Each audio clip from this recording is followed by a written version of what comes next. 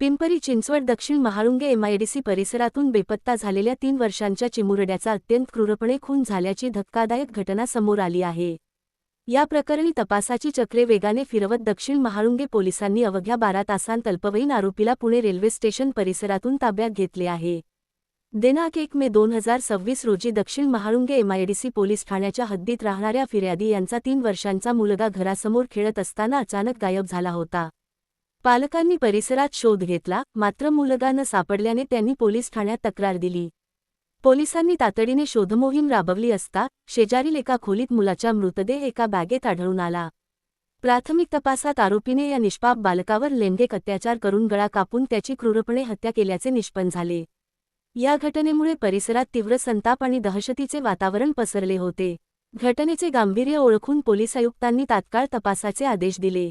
तपासादरम्यान संशयित आरोपी हा बिहार राज्यातील असून तो अल्पवयीन असल्याचे समोर आले। आरोपी पळून जाण्याच्या तयारीत असल्याची माहिती मिळताच पोलिसांनी तांत्रिक विश्लेषण आणि सीसीटीव्ही फुटेजच्या आधारे त्याचा माग काढला। तपास पथकाने सापळा रचून आरोपीला पुणे रेल्वे स्टेशनच्या बाहेरून ताब्यात घेतले। चौकशीदरम्यान त्याने आपला गुन्हा कबूल केला असून त्याच्यावर भारतीय न्याय संहिता BNS कलम 103, 1, 238 आणि पोक्सो POCSO कायदा कलम 4 व 6 अन्वये गुन्हा दाखल करण्यात आला आहे। पिंपरी चिंचवड येथून रणजित मस्के यांची रिपोर्ट।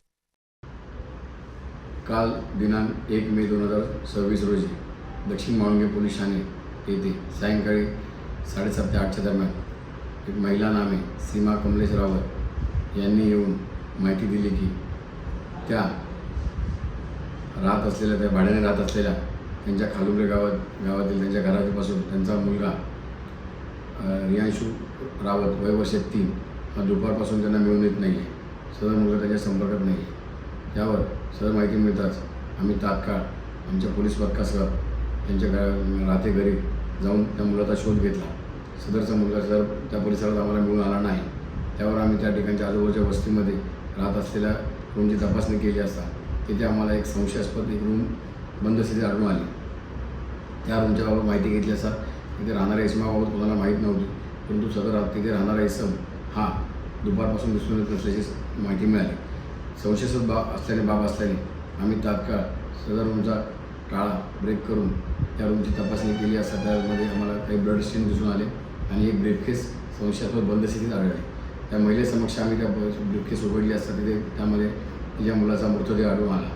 त्याची तपासणी केली असता त्याच्या गळ्यावर वार असल्याचे व त्याच्यावर लैंगिक अत्याचार केले असल्याचे दिसून आले। यावर आम्ही तात्काळ ती महिला नामे सीमा रावत हिची फिर्याद दाखल करून गुन्हा रजिस्टर क्रमांक 351/26 BNS कलम 103 व पोस्को कलम 4 प्रमाणे आम्ही तात्काळ गुन्हा दाखल केला।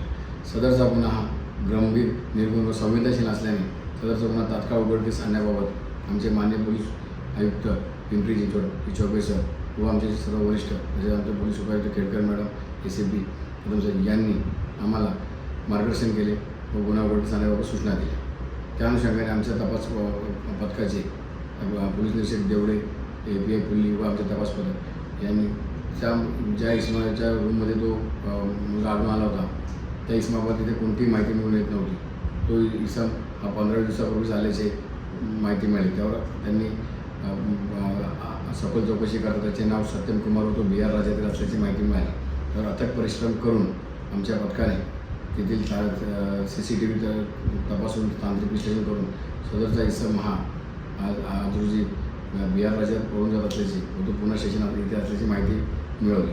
तर तात्काळ आमच्या तपास पथकाने जाऊन त्या ठिकाणी त्याचा शोध घेतला असा आज दुपारी तो इसम आम्हाला मिळून आलेला आहे। त्याच्याकडे आम्ही अधिक चौकशी करता त्याने गुन्ह्याची कबुली दिलेली आहे। त्यावर तसे तपासानंतर असे निष्पन्न झाले की सदर इसम हा अल्पवयीन असून त्याचे वय वर्ष 16 आहे।